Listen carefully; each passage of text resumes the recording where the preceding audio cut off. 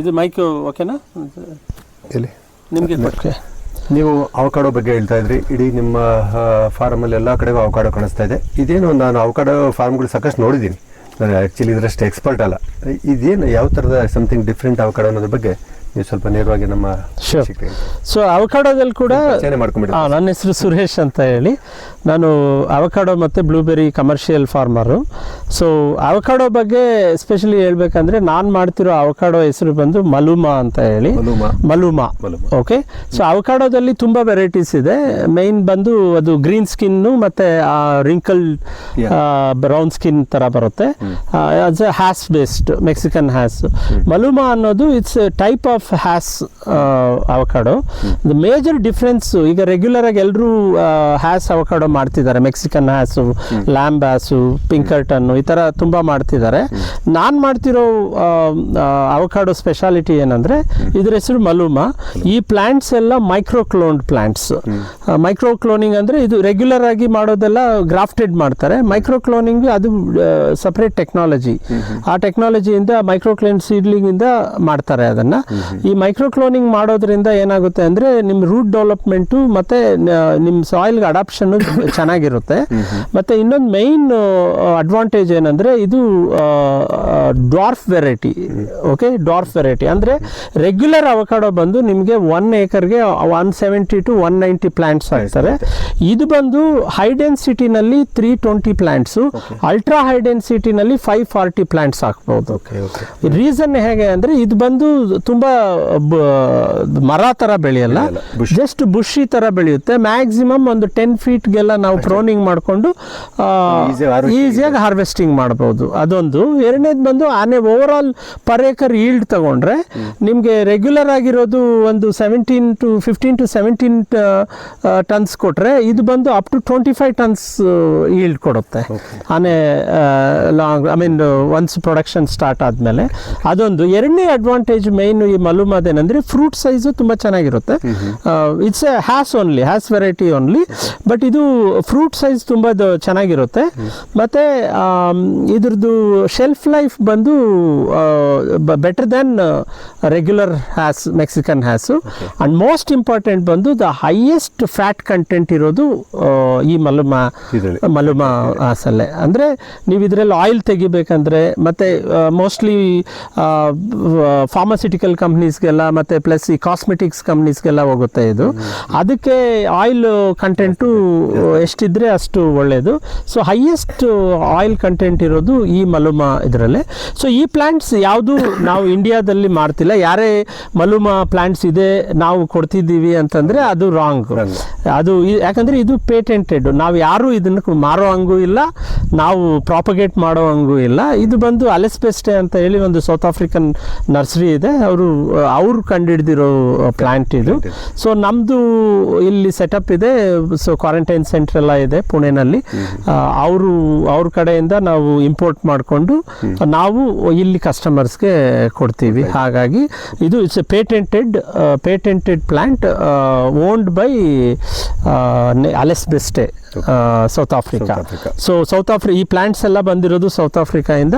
ನಾನೊಂದು 4000 ಪ್ಲ್ಯಾಂಟ್ಸ್ ಇಲ್ಲಿ ಹಾಕಿದ್ದೀನಿ ಇಲ್ಲಿ. ಮತ್ತು ಇನ್ನೊಂದೇನೆಂದರೆ ಇದು ಹಾರ್ಶ್ ವೆದರ್ಗೆ ತಡ್ಕೊಳ್ಳುತ್ತೆ. ಈಗ ನನ್ನ ಪ್ಲಾಂಟೇಶನ್ ಇರೋದು ಚಿತ್ರದುರ್ಗ ಡಿಸ್ಟ್ರಿಕ್ಟ್, ಹಿರಿಯೂರ್ ಅಲ್ಲಿ.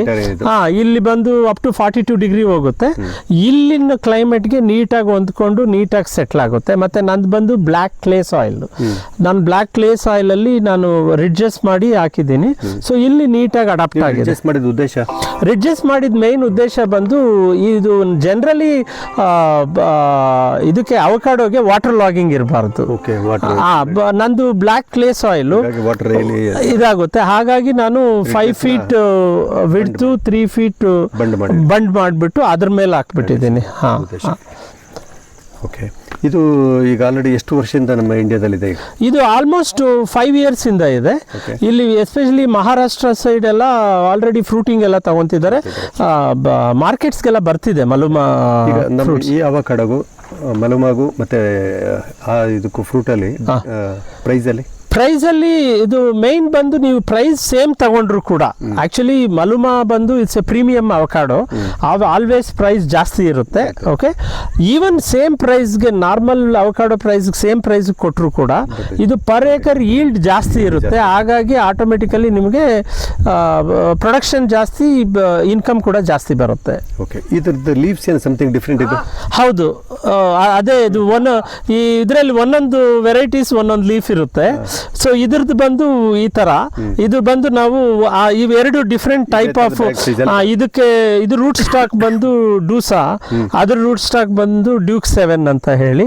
ಸೊ ಒಂದು 3 ತರ ರೂಟ್ ಸ್ಟಾಕ್ಸ್ ಇದೆ. ಆ ರೂಟ್ ಸ್ಟಾಕ್ ಅಲ್ಲಿ ಮಾಡಿರೋ ಪ್ಲಾಂಟ್ಸ್ ಇದು, ಮೈಕ್ರೋಕ್ಲೋನ್ ಪ್ಲಾಂಟ್ಸ್.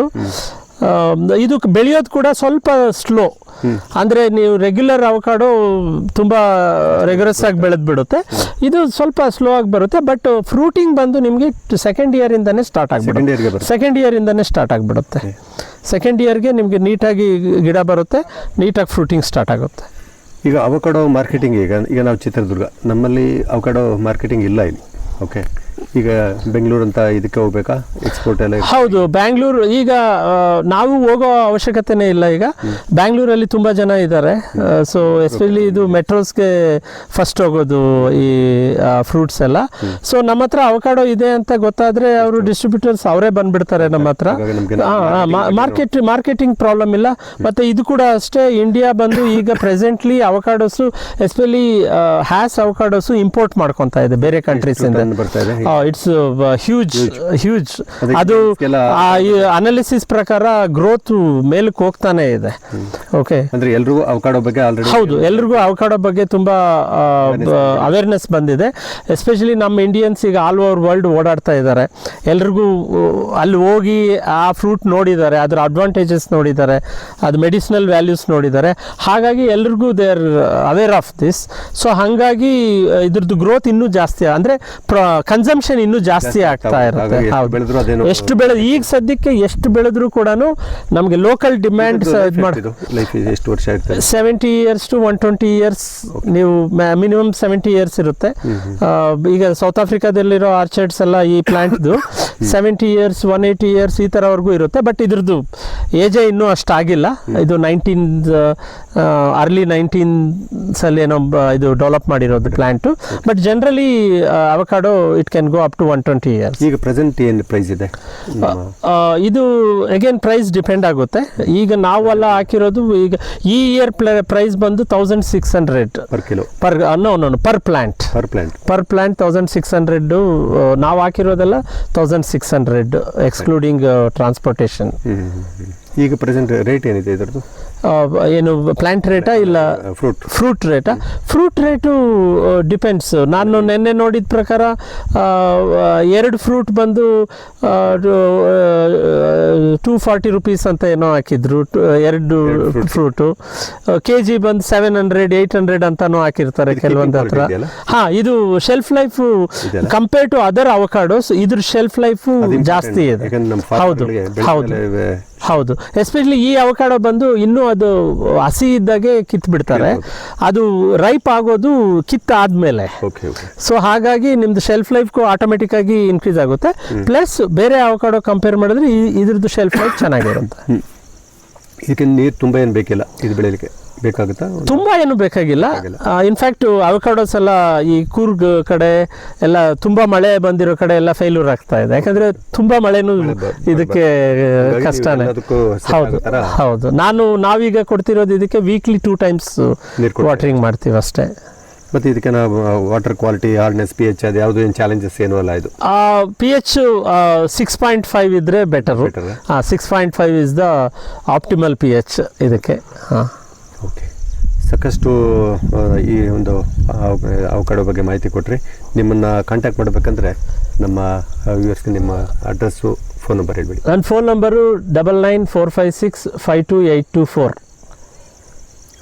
ನಿಮಗೆ ಕಾಲ್ ಮಾಡ್ಲಿಕ್ಕೆ ಟೈಮಿಂಗ್ಸ್ ಏನಾದ್ರು ಹೇಳ್ತೀರಾ? ನಿಮ್ದು ವೆಬ್ಸೈಟ್ ಏನಾದರೂ ನಿಮ್ಗೆ ಕಾಂಟ್ಯಾಕ್ಟ್ ಮಾಡಲಿಕ್ಕೆ? ಈವ್ನಿಂಗ್ಸ್ ಕಾಲ್ ಮಾಡಿದ್ರೆ ಬೆಟರ್. ಇಮೇಲ್ ಹೇಳ್ಬೋದಾ? Hello, this is Jeevan Kulkarni from NutriFarm Agriculture Company. Today I have Elizabeth Stills representative Blue Avalon. He just traveled day before yesterday to really observe how the Maluma is performing in Maharashtra state. Specifically, right now we are in Nashik area.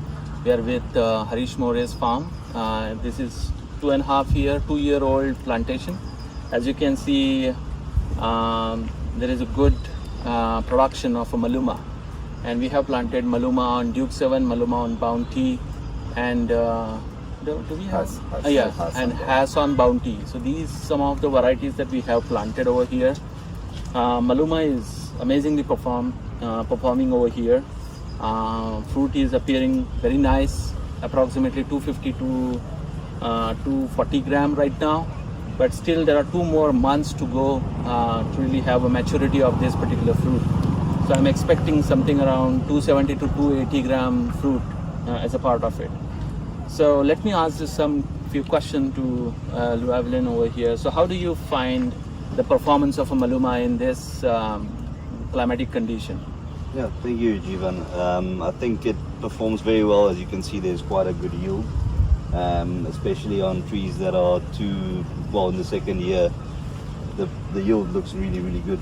And I mean, comparing it to any other variety, like Has or the local varieties, you can definitely see a better performance on Maluma compared to the other varieties. And I mean, the sizing looks good. The sizing is nice and uniform.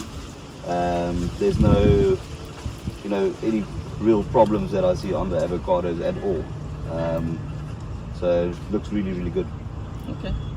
And particularly, you see the yellow pattern is something which is unique, as you mentioned. Yes. What's your initial thought? But I know it's not a correct answer. You can answer it. Just so it's a very, let's say, a unique thing that you don't see as often as you would in South Africa or other parts of the world, where Maluma does not normally have this intense yellow coloration of the lenticels. So it's much more prominent compared to other regions that I've seen.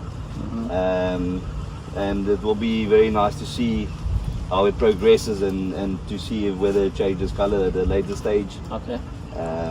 But yeah, it is actually quite beautiful to see. That's good. That's good. For us, it's a little bit interesting that you have very good thoughts and very nice observation about the color. But for us, it is like a first crop in India, Nashik region. Actually, we will be the first grower who has planted commercially avocados. But there is still many things to learn, and with the you people, today we'll get many more information about avocados, and it will help us to grow avocado. And also we have the farmer producer company, so we can give nice information to our growers, and actually we can ask them to shift from our grape and pomegranate towards avocado, which is really can help them for their future and economics. Thank you. Oh, this is very good point, sir. As you mentioned that farmer in this area specifically who are predominantly focusing around grapes, they can parallelly focus around avocado as well, right? Yes. And this is a perfect example right in your neighborhood where you can see the performance of a Maluma, which is going to give you an immense confidence. And obviously we have Harish Moriji over here who can provide us a help and as well as consultancy to the farmers around Nashik area, so that whoever is basically interested in avocado farming, definitely reach out to us for future farming. Thank you.